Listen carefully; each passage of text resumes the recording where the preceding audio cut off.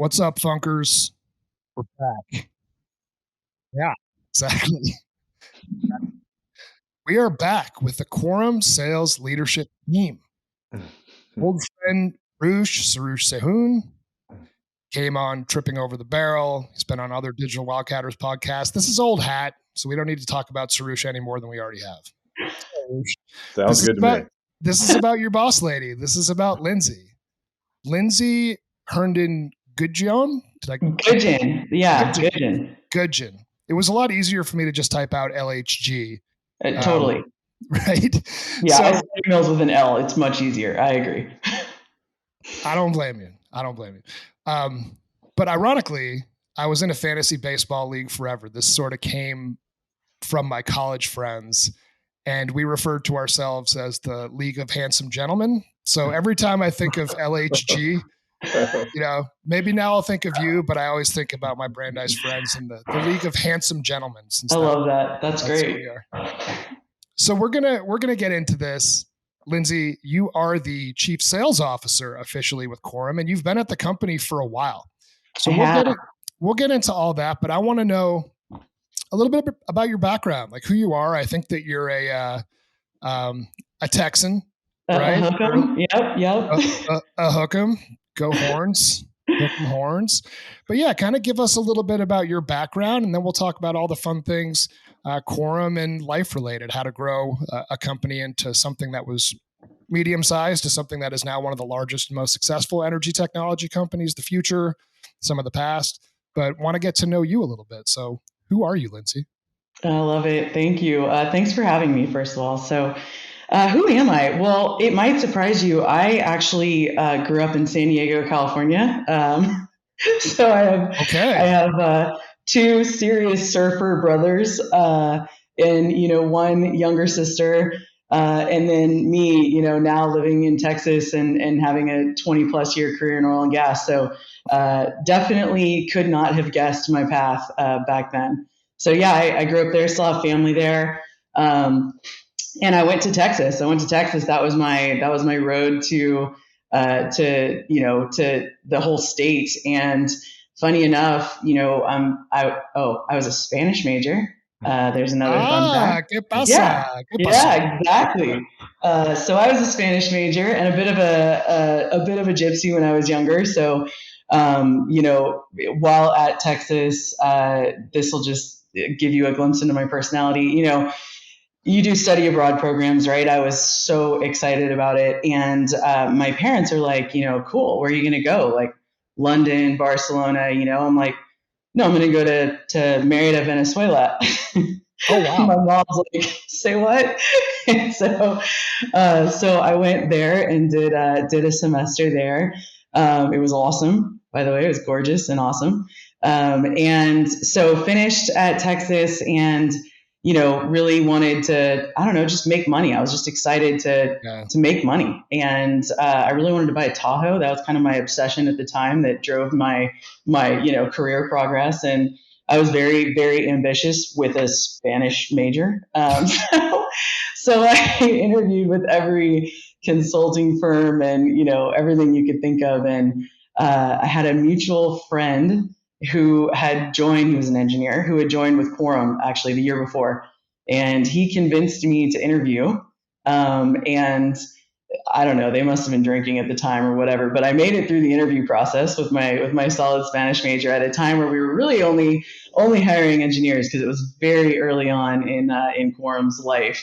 And so, yeah, I made it in and my mom was like, what are you thinking? Like, how are you going to figure this out? I was like, don't worry, Mom, I got this. It's going to be fine. And the rest is history. So that's a little bit about how I got here. So how many years at Quorum now for you? So I started in 2001 and I started in our support organization actually. So learned a lot about we just learned our customers, learned about customer experience, and it was actually, I'm so blessed that that's where I got going. Moved into the consulting world where I did implementations for a handful of years, And then because my mom had told me repeatedly that, my Spanish major, I was going to be homeless at some point in my life, I went back. I had a bucket list item to get an MBA, and I went back to Texas to do that. Left Quorum completely, went back, did the full-time program, took another job out of there, went into management consulting actually, and I really I missed oil and gas. I missed the Quorum community. I missed just getting my hands dirty, affecting how our customers do business every day, right? It's just cool. And so I made my way back, and that was actually when I started running sales for Quorum in 2009. So. Whoa. Wow. Yeah. Okay. I just learned a lot about you. This is interesting.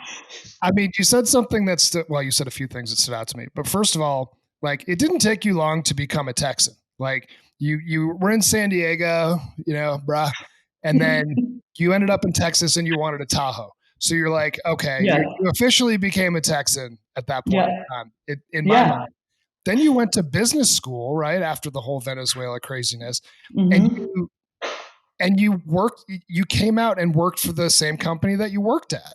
Like, that's you don't often hear that. Maybe with a really big company you hear that. Yeah. But that's kind of fascinating. Did you entertain working for other companies, or did you kind of have your heart set, like, toward the end of your MBA, like, I really want to go back there? Like, I like no, trust me, out of my MBA, I was like, time to keep going. I got to keep learning new things, trying new things. I competed for a job that I thought it was just one of the most sought after. And so for me, it was like, I just want it because it's hard to get. And so when I got it, it turns out that it actually, so it was a management consulting firm. And as luck would have it, you guys know this, 2008, not the best year for oil and gas, right? So while I joined their oil and gas practice, I quickly found myself, I think I was working a project for a China healthcare strategy, which no offense to China, but I'm not overly interested in, wasn't at the time. And it was a whole lot of PowerPoint about Chinese healthcare strategy. So what I learned from that experience actually stayed with me it's been so helpful. And it's really around how to structure your communication, how to really be thoughtful about your audience and the takeaways instead of focusing on what you want to say. And so that, I think, has really stayed with me, and my team can attest. I'm kind of serious about presentation. Sloppy presentations will get choice words. So, but anyway, so I did that job for a year, and I just, at the time, as soon as I started seeing some comeback in oil and gas, my CEO at the time was like, "Hey, Linz, if you ever want to come back, we got a job for you." And I was in Houston 2 weeks later, and the rest is history. So, yeah. Go ahead, Roosh. I know you're dying to speak. Well, I mean, 2009 to 2023. I mean, the first thing that like pops into my mind is maybe just share a little bit about how the same role, has changed and evolved and grown over the course of over a decade. The role being running sales here? Yeah. Well, when I was asked to take over sales, it was from our COO / chief commercial officer at the time, who was quickly stepping into the CEO role. And sales, I mean, I thought he was insane. Sales was 4 very, very experienced oil and gas guys with Palm Pilots who were less than thrilled to meet their new sales manager at the time. It was like the team was competing, against competitors and against each other at the same time, and it was just old school sales. But you know what? I learned so much from those folks, and it feels like 10 companies ago. From where we started and where we are now. I think that's the thing with I've been at Quorum for so long, but I've been in different roles with literally what feels like different companies along the way. With the things that have stayed consistent are the things that get me up every morning. It's people like Qrush, right, and our customers. But the dynamics of what I face every day have changed so drastically that it's like, keeps it fun. Yeah. So, sorry, go ahead, Roosh.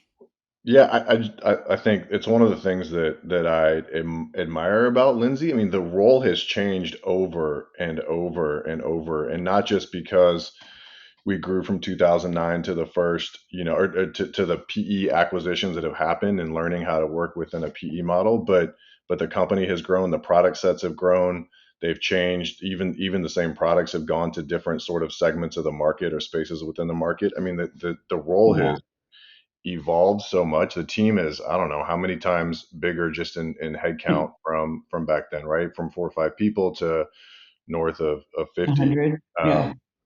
Yeah, I think just curious. You work as hard today as you did back then, Wow. and I don't know how you get all the things done that need to get done in a size company that we're at now versus back then. So I don't know. What are some of your thoughts or strategies or what you've learned on how to maybe delegate or whatever sort of works for you? Like, why is this still running so well? The same with Well, I think that first of all, I have you and you're stressed, and whenever you're stressed, that means I'm like a little less stressed. So it's healthy. It's a Nice. win-win. No, I think honestly, you guys both know growing up in your career, right? It's every day is a strategy and prioritization, right? And so what you see getting done are hopefully the most important things. What you don't see are the 200 things that don't get done. But it's about prioritization and making sure that that we all retain the right focus every single day, and that frees up time to knock down everything else. So I think it everything from making sure you have the right team, and you're looking at, for me, every single opportunity, be it a new private equity sponsor or another Quorum acquisition or merger. I mean, trust me, I look at the job and ask myself, like, do I have the skill set, right? Can I do this? Because I love this company so much, you guys. Like this company is my personal brand is so tied into the brand of Quorum at this point. I'm so proud of that, right? That like, if at some point I look up and say, you know what, I am not the right person, for this next phase, like, I'll be the first one to raise my hand, because what matters more is that Quorum carries on, and that we continue to scale and take care of our customers, right? But I think the way I've been able to do it so far is by realizing first and foremost that it is not me. It is building the right team and the right balance of skill to where every iteration of our team, Rush, is getting better and better and better, right? Because we're adding the skills that we lack, and I think that's the key. That's the key, and that's what makes it so fun. And from my standpoint, like, candidly, I think it has. Like, I think you guys have continued to upskill resources. Like, we've done a little bit of recruiting, Funk Futures, with Quorum, and the thing that strikes me when we look at the Quorum portfolio of products is it's really hard to master everything. Yeah. So then, how do you prioritize what you should become an expert at? Right. And maybe you don't. Maybe you just sort of have a surface level understanding of everything and sort of become that eagle and look around and know where to bring in the right resources to help you. A question that I have about sort of the earlier days of Quorum. So some of my background, I started working at Bolo in late 2007. So I was selling upstream, accounting, land production software at around the time that Quorum was starting to kind of branch into that area. You were running sales, right? Or I guess a little bit later, and before you were running sales. How were you guys able to transition from midstream centric, tips centric sales organization to then competing with the P2s, the Bolos, the Inertias, SAPs, and so on and so forth, and be competitive and eventually kind of win out some of those upstream deals? Because it's a different type of skill set, right? It's a different product. It's different buyers. It's different kinds of companies. I think upstream companies are generally a little bit more risk centric. Midstream companies are more risk averse. So I'm curious, like, how were you able to make that transition for your team to say, okay, now we also have this upstream thing and we're going to go take over land and we're going to go take over that ERP space? Yeah, no, and Bruce, you should help me with this because what's really funny if you look at the history of what we now calling heritage Quorum, right? Because the Quorum part of Quorum. So folks like me and Roosh, we grew up on kind of different sides of the house. The reality was that the midstream solution set was all built around tips, and our strategy has always been, we have a core offering that was built in conjunction with really strong operators or processors, as the case may be, and then we look at those customers to help us drive out, like, where should we go next? What is the next biggest pain point that we can help solve, right? And so that is exactly how we ultimately built out the full midstream suite. It was almost in parallel that we had amazing talent, like Soroosh, that were on the upstream side of the house working around land and looking at, the need to get into division orders. And then ultimately, why wouldn't we tackle revenue if we're going to do that? And so I think that what we wanted to do was provide the market with a Quorum version of purpose-built, oil and gas software that they contributed to, they being our customers. And that's how it all began. We really didn't start making acquisitions until we had, pretty robust, comprehensive suites covering both midstream and upstream. And then we got a lot smarter about looking at things like, how can we advance our tech stack? Certainly, we can do it alone, but acquisitions are another really strong way to get into, native cloud software as an example, right? So from there, we really started looking at, buying versus building, but only where we identified really strategic gaps in our portfolio, right? Or really strategic technology that we wanted to acquire because we felt like that was the future and the value that we needed to bring to the market. So that's my short story. Is it was, when you were living in one of those two segments, midstream or upstream, it was almost like, it was a company in and of itself, right? And it took years for us to really bring it all together. And so Soroosh and I mean, when did we meet actually, man? Like 10 years after we both started or something? We might have actually met for the first time in Australia. Yeah. So No, but I was going to just add a little bit of color to that because it applies back to, I think, the way you lead, Linz, and it's there's this atmosphere that still exists of enabling or having sort of a startup feel to each team that operates within Quorum, which means empowering everybody, because we're nothing if we're not our people, right? We're nothing, right? And so empowering everybody to think for themselves and to raise their hand and say something when something is either not being thought of the right way or is not, considering a customer or is not considering an opportunity, right? And Lindsey's the first to lead her entire team. And one of the things I've learned from her is like, don't take no for an answer when yes is the right one, right? In general, like across any, you can apply that to almost any scenario, whether it's a sales deal or an internal struggle to kind of figure out what the right answer is on how to handle any particular situation. But that element of Quorum, that startup that exists within all of the acquisitions in these smaller companies that we've acquired and their people and their culture. There's an element of that has to live forever in order to make sure that people feel empowered to speak up and create something that is greater than the sum of the parts when you allow people to bring those perspectives to these conversations. So like Upstream was living back then in this startup environment where we were like, okay, who's the next customer? What's the next, where do we drive value for land customers? How do we take the next P2 customer, whoever it was, right? And when they told us no, like I had plenty of ships sail and tell us no, and Lindsey's like, no, that's not a no. That's a, like, you didn't tell them the right things. Let's go back and make sure they heard things B, C, and D. And like, sure enough, I remember. I mean, I won't mention the deal, but there was a massive land deal that we won in that way, where like the answer was no. They had already decided what they were doing, and it wasn't us. And we put our best foot forward again and said, listen, we think you ought to listen to a few more things that we really think you ought to consider before you truly go down this path that we don't think you want to go. Now, if I didn't believe that, like I didn't have a sales bone in my body, I believed in the message and the reason, passion behind it. And so like you've really instilled that culture within, I think, both the sales team and honestly anybody that you kind of influence or mentor within the Quorum. You called it the Quorum community, right? I think that this is something that I've seen, and I've worked closely with Jason Webster for the last year. We'll get to him in a minute, but I actually don't think that most of the people that I've met in sales at Quorum are particularly salesy.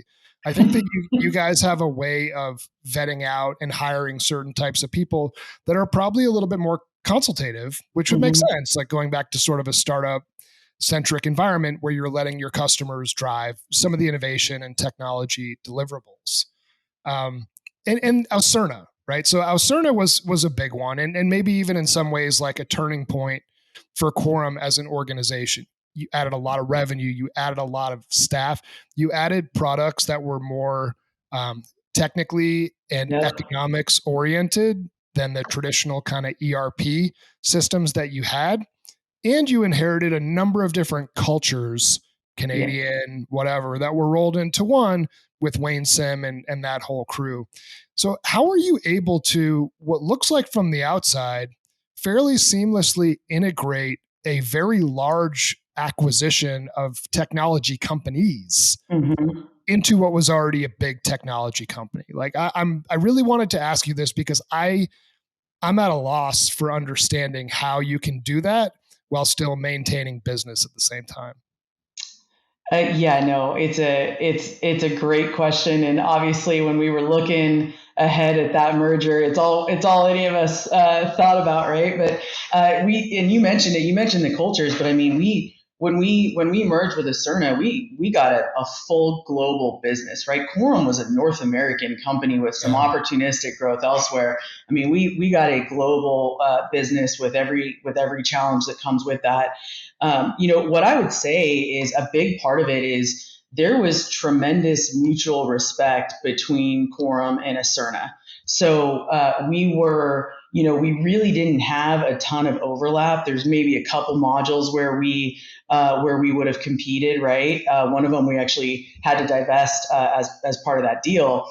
Right. But in general, what we found pretty early on was that we had a ton in common about just how we take care of our customers. First of all, who our customers were, right? Like we have so much overlap that our customers were not, they were going to push us to ensure that we were tightly integrated as soon as physically possible. They rightfully expected that of us, and that was I think added motivation for us to really rip the Band-Aid off and figure out, all right, we think a lot alike, yes, different skill sets.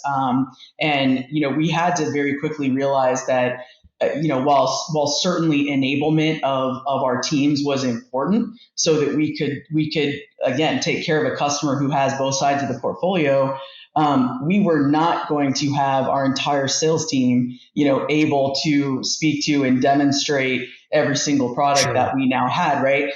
Had we spent time and all of our investment in that, it would have taken us so much longer. I think instead, what we invested in was really our going straight to the customer and saying, okay, we now have these two portfolios with you. We are immediately going to focus on where is their value in things like where's their value in integration, right? Where are there certain modules that fit perfectly in with the Quorum suite? I have to give a shout out to Soroosh and guys like Michael Fodderetti too here. Their leadership, like they did not wait for an instruction. It was like, hey, we have two teams in the US. That's dumb. We need one team. Let's go. Yeah. Let's go. One team. And we're going to immediately meet as a team, talk about our customers as a team.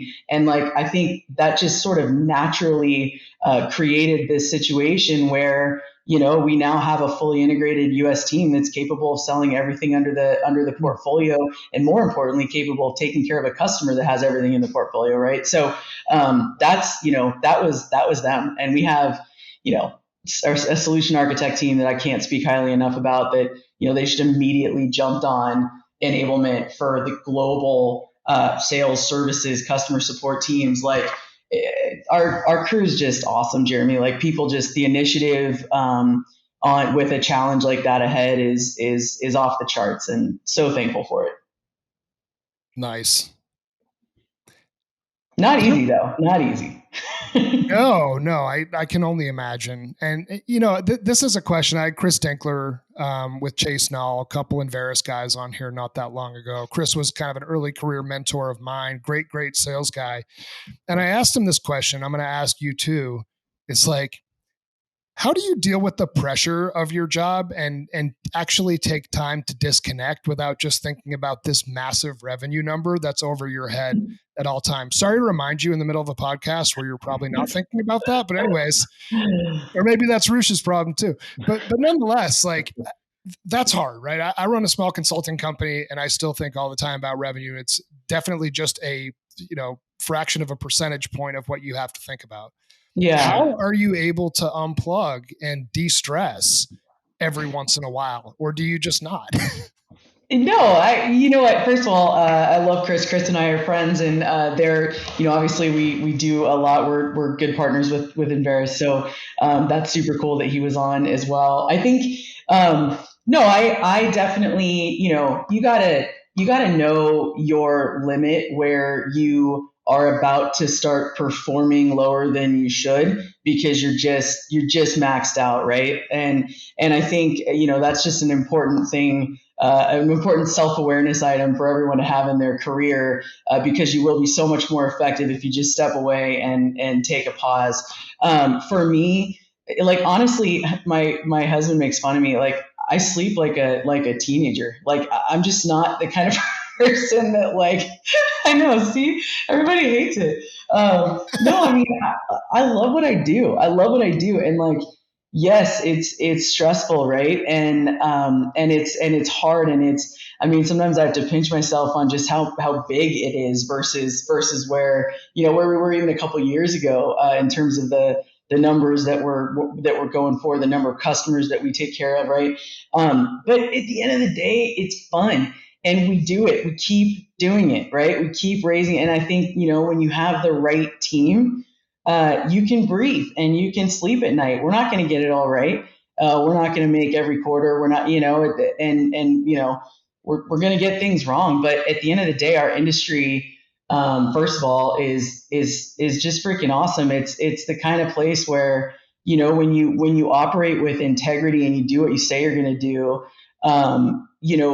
we keep going together. Like good things happen. And so I think, I don't know, it's a stupid answer, but do I unplug? Yes, of course. Sometimes I go, rolling down a hill on, I go snowboarding and go as fast as I can. But there are like times that I need to just do something aggressive. But no, in general, it is stressful, but it's not overwhelming, if I'm being honest. But this is ridiculous. Lindsey does not sleep during the week. Like I don't care who might take offense to this at Quorum. There's not a harder working individual in the company. Period. I'm sorry, whoever thinks maybe we can go back to the days of Quaist when everyone put their hours in and we ran queries at the end of the year to figure out who actually had the most hours. But Lindsey does not sleep during the week. That's a fact. She's getting up at 4 a.m. Now she has a global team, right? So she's got to wake up earlier to work with some of the folks, but she's always kind of done that. Maybe she catches up on the weekends. Brian can attest to that, but she, I think also, she takes the least amount of time off. But when she does, you should talk a little bit about maybe sailing adventures and or snowboarding adventures, which I've been snowboarding enough times with Lindsey to know that you don't want to follow in her tracks. I try and follow in her tracks in my career, but snowboarding is a bad way to live because you might not live for very long. Okay, I'll let you add color. So dramatic. You hit one tree. So dramatic. Could be the only one. I hit one tree first, followed by No, that is one thing, Jeremy. I will say the global role, with the Acerna and then energy components, I'm the kind of person that I want to be prepared for what's coming at me, right? So I really enjoy getting up very early, freakishly early, and it allows me to be ready to fire on that 7:30 or 8 a.m. Call. And so when you got Europe and Asia going on, like there is no 2-hour window where nobody's working. It doesn't exist anymore. So I had to put myself in check there. I literally would not sleep during the week. But So on what do I do when I take breaks? So my husband and we have this goal where when we stop working as much as we currently do, we want to get a sailboat, like a liveaboard, awesome sailboat, and just basically sail the world. Nice. And so we did a trial run on said sailboat in Greece, which was unreal, and we did one in the Florida Keys. So yeah, that sounds like fun. It's amazing. Sounds terrifying to me. Yeah, Lindsey, I really support this dream. Can you just stay where you can see the shore? I'm like, what? What would be fun about that? Right. Got some White Lotus vibes. Yeah. I don't know if you guys have seen that. I just started that. Don't tell me. It's entertaining for sure. Yeah. All right. I want to play a little bit of rapid fire, and then we're going to talk a little bit more about other stuff. I didn't prepare you for this, but we're going to do it anyway. I am going to say a person's name, and you are going to have to say the first word that comes to mind. Oh, jeez. Okay. Bill Lane. Kids. He has like a million of them. That's the first thing that came to mind. Kids. Yeah. How about you, Roosh? Oh, I'm playing too? Oh, you're both playing. Rice Energy. Whoa. Okay. I don't have to explain, right? Oh, yeah. No, we actually talked about that one. That was a good one, for sure. You guys were all over there. Marsha Vihel. Badass. Vegas. Nice. Musa Braza.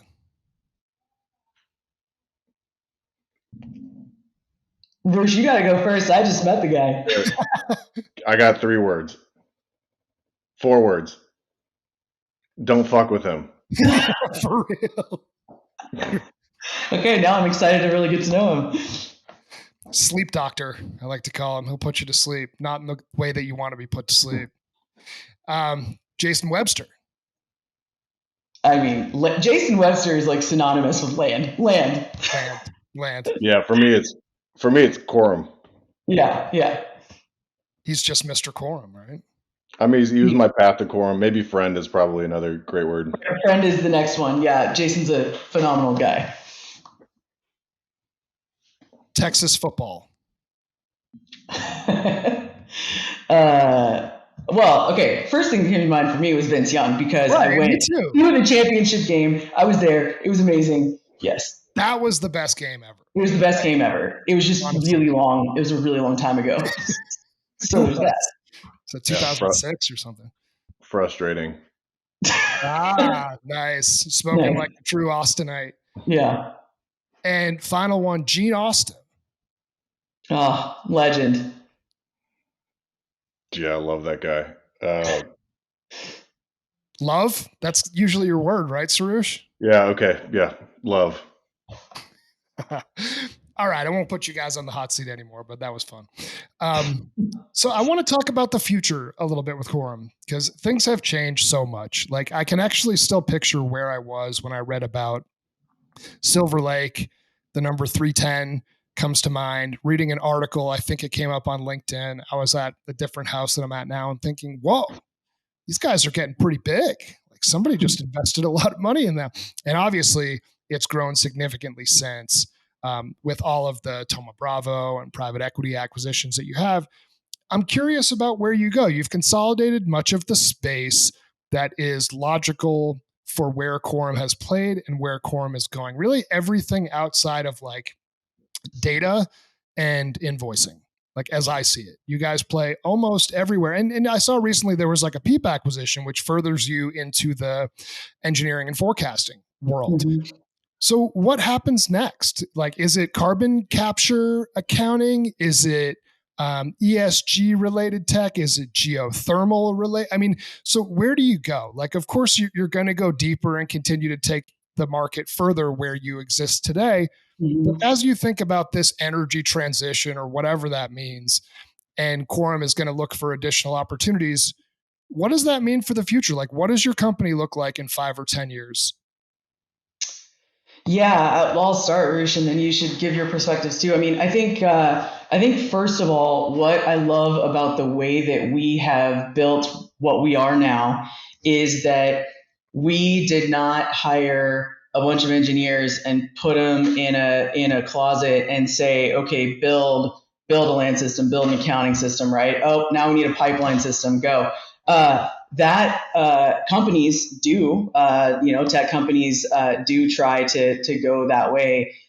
Man, it's a lot easier when you actually engage the customers to help you with the evolution of where you're going, right? It's because at the end of the day, it doesn't matter what you think something should do. What matters is like, are you solving a problem for your customer every day? So I think we've learned through that there's, I would be silly to even guess exactly what we're going to look like in 5 years, because I could have never guessed where we would be right now, but I will say, Jeremy, I think that, we have kind of two tracks that we are very, very focused on.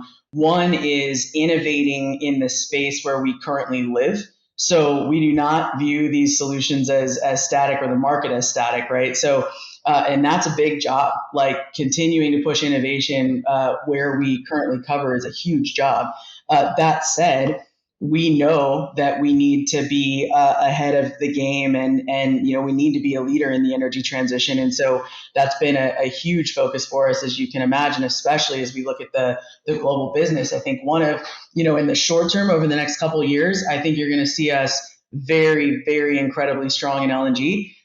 We believe, as a company that, when you talk about clean energy and what the world needs right now, it's like the world needs to make use of the amazing, phenomenal resources, natural gas resources that we have, right? And we're working with the largest, customers in the U.S. there, and we have the LNG solution and energy components, and we're out there, talking globally about how we can help with this challenge. So I think you'll see a lot of that over the next couple of years. But at the same time, like there's no question the emissions management, carbon capture, like we're going to see that become table stakes, right? There's going to be very mature processes and measurement and standards and solutions around that, and you're going to see Quorum's brand all over that, no question. Yeah, well said. I mean, the only thing I think I would add to that is we back to the sort of the mentality of being a startup and always sort of innovating and thinking about what other opportunities are out there. We were the first to really kind of work within the renewable space. If you think about the wind and solar companies, it's been over a decade of partnering with a few of those customers to build out, take some of the solutions that we have already and build out functionality specific for the renewable space, really around ERP and land management in particular. So again, there's a space for that and an evolution and innovation that's still required to continue to evolve. I think that offering as well. Yeah, great point. Those are great answers. And I am curious, like I'm going to go to Connections again this year. I had a blast last time. It's not really hard to, it's in Vegas. So if you get bored in any of the sessions, you can just go to the craps tables and see some of your friends hanging out there. Yes. But I had a really fun time, and I actually learned a bunch in the sessions that I went to. I thought you guys incorporated thought leadership nicely without it just being, and this is so annoying, but like a commercial for what Quorum is doing. Right. Because that just turned, I mean, I want to hear what you're doing, but if it's just like, wow, look at all these great things we've done, that's not what people want to hear. Like you also want to hear where things went wrong, right? Where things could be better and where the company is going. And I thought there was a good balance with it being in Vegas of the social and the educational aspect. And culturally, I was impressed with what you guys have going on. So definitely looking forward to going to Connections. Would definitely advise any of the people that use any of the applications within Quorum to go to that event. It's a fun one. Yes. And this is just fun for me too, because you guys are sales guys, so I can ask you any question and you're going to have answers. So one that I want to ask, and I'm not sure if you guys have thought through this, but is there like a specific sales presentation or sales meeting that you guys just bombed terribly that stands out in the history of your time at Quorum together? And if that's too much on the spot, you don't have to answer it. But generally speaking, like I have some that come to mind for me. And I'm just curious if you guys. So you went in a very interesting order in bringing up connections, which I'm so glad you're coming again, and straight into bombing a sales presentation. So I have a story on this actually. Soroosh and I are like relatively like well behaved, I guess, in general. I don't know that together we have any super embarrassing funny stories, but man, connections. I'm not going to call the individuals out, but they are absolutely still with Quorum and two of my favorites. So we have, connections is like for the Quorum employees, it is about endurance, right? Endurance and your alcohol tolerance. Like those are the two most important criteria for getting an invitation to connections. Because at the end of the day, the customer sessions are the utmost, like that is the priority. That's why we're there, right? But you can't eliminate the rest. So the customers also want to party, right? So you got to be customer service is both sides. You just can't help it.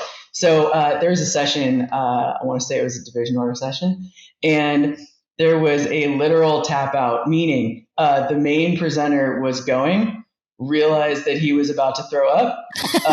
Kind of gave the very professional nod to his co-presenter, exited, took care of business, and then came back in and continued to present. And this is probably 15 years ago, but it is to this day the most legendary connection story of all time. We have since, of course, told all of the customers that were present what happened because it's hilarious. Right. But at the time, like they completely pulled it off, which is astonishing. Oh, that's amazing. Yeah. You know who you are.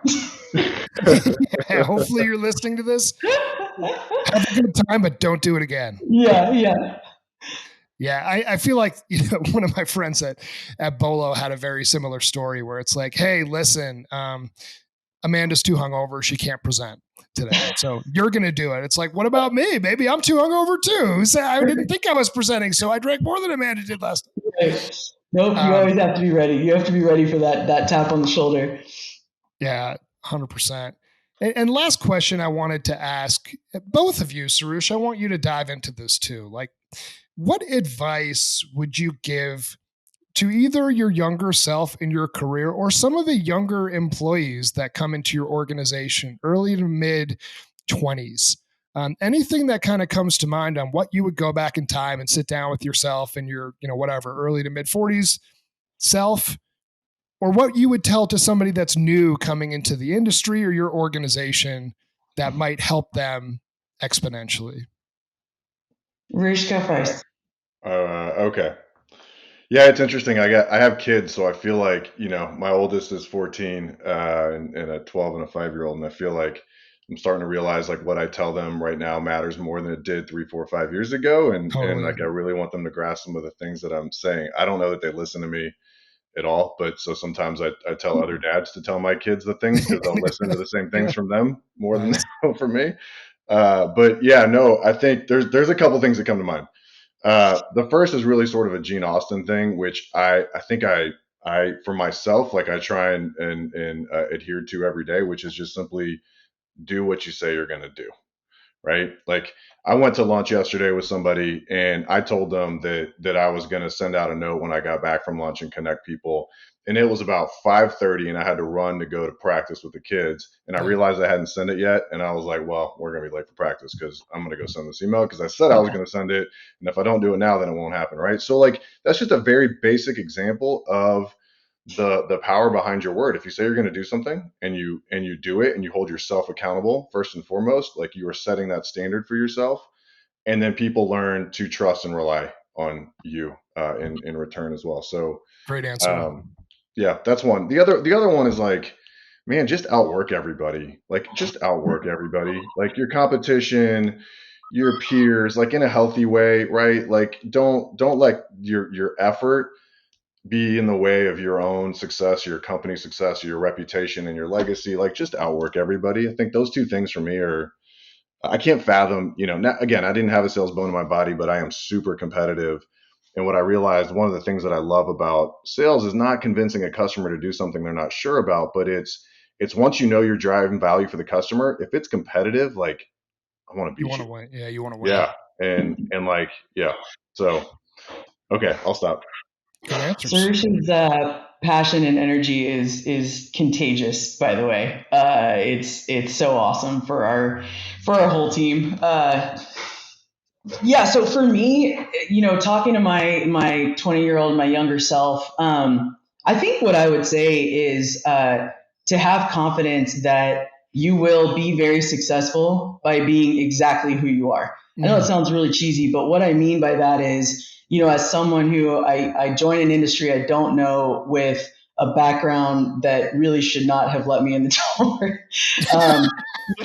It's very easy, and I did. I spent 2 years, being so nervous because I wanted to be like the other people in the room, right? Like I wanted to code as well as our freaking, electrical engineers, and I wanted to know oil and gas as well as our customers. And I just felt like I couldn't be myself until right? Yeah. And what I realized the second I got on my first customer engagement, in person, I can't help but be myself. Like I don't really have a filter or any sort of off switch. I just am who I am. And what I realized was, my natural curiosity and the people skills. I was learning so much about the business by just asking questions. And all of a sudden, I was getting invited to more and more senior meetings with customers, and all of a sudden, I'm selling out on deals without even, I didn't mean to. And what I realized is that, the best teams are made up of people who are aware of their core competency, not people who are trying to have all the core competencies, right? Those are the best teams. And I wish I knew that earlier because, I would have had a 2-year leg up on everybody else. I lagged for 2 years. I mean, this all speaks to me, and I'll add into this a little bit more. Really, 3 words come to mind from the 2 answers. Soroosh, accountability, right? And Lindsey, 2 words, authenticity and curiosity. I think it took me like 10 or 11 years into my career to truly be myself. Yeah. Like I really wanted to impress everybody and be all things to all people and not show any weakness whatsoever. And it didn't really click for me until it got to the point where I'm like, you know what? Like maybe I don't know the answer, and that's okay because people don't expect me to know the answer every single time. And people don't expect me to be perfect. Like I'm going to make mistakes. I'm trying to be perfect, but I'm a flawed individual. We all are. Yeah. So, but it took years and years and years to learn that. So that does really stick out to me to be curious and to be authentically you, because that will be enough. And maybe it's not going to be enough in your current role, but you'll find the right position or the right company where it will be enough. And my final thought with this is like, I'm going to be authentic in saying this. Like, I wish I worked with you guys, honestly. Like, I think that having met the 2 of you and spent some time and been at your user conferences, I spent so many years trying to find the right employer. And I went through all these interview processes with companies like P2 and just like never really found the fit. And it was actually right there. Like there would have been like a natural marriage with my skills and my work ethic and the way that Quorum does things. So it's been really cool for me in a different way to be able to provide value with you guys on the recruiting side, to be able to spend time at user conferences, seeing one of my closest friends in the industry, Marsha, settle into the role, right? Seeing people like Tom and Musab exceed. And it's just awesome. Like, I do think you guys have a really good thing going.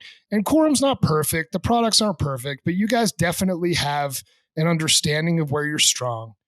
And I think where you are weaker, there is a desire to be better. Right. And I think that's all you can really look for, because nobody likes their ERP vendor. Like everybody seems to hate their accounting vendor. It doesn't matter who. So they could say, oh, I hear Quorum's failing in this and P2's failing in this. Accountants are never happy, right? Like that's just the deal, right? So accepting that and finding what can make them at least like moderately happy and referenceable is probably a good thing. So kudos to you guys. And Really enjoyed this time. Any final thoughts you want to throw out there? A shout out to Connections or Nate Booth. What do you got?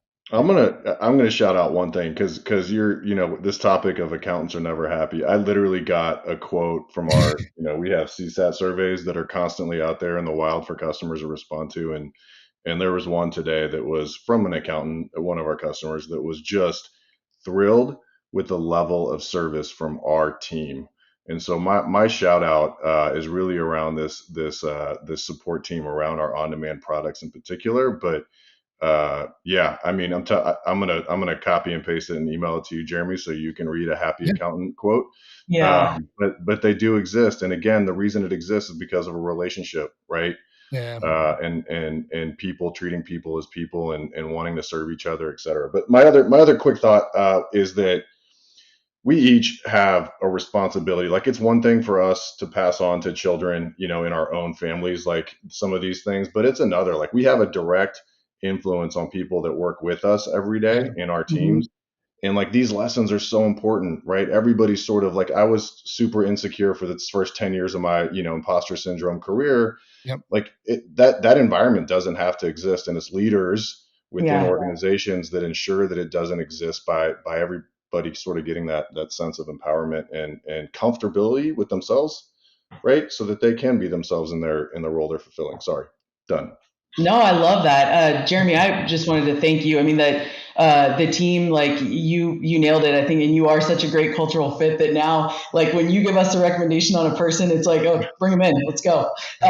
So thank you for that. And but no, the biggest compliment I've ever received at Connections had nothing to do with this session. It was a customer saying, "Man, I look at how you guys, like the Quorum team, interacts, and I want to work for something like that. Like, I want to be on a team like that." It really does help when you come to work every day and love the people that you're hanging out with. And the last thing is, I just love this, that you're doing this. I think Qrush said it right, but our industry is about people. Like, we're solving problems. It is humans interacting to solve massive complex problems, right? And it helps so much when, especially in this post-COVID era where we don't walk the halls as much as we used to, right? It's so cool to have profiles out there of people that are contributing to our space, right? I think it's super cool, and I will be stalking your podcast for the next one. So thank you. Thank you, guys. This is a fun one, and definitely have your sales team listen to this. We like the downloads, but Digital Wildcatters, credit to those guys. They do all the editing and platforming and do a great job with that. And I know they're big fans of your organization as well. So keep up the good work. I'll see you guys at NAPE, and definitely have a little party with you guys in Vegas. Love it. Thank you, sir. Have a good weekend. All right.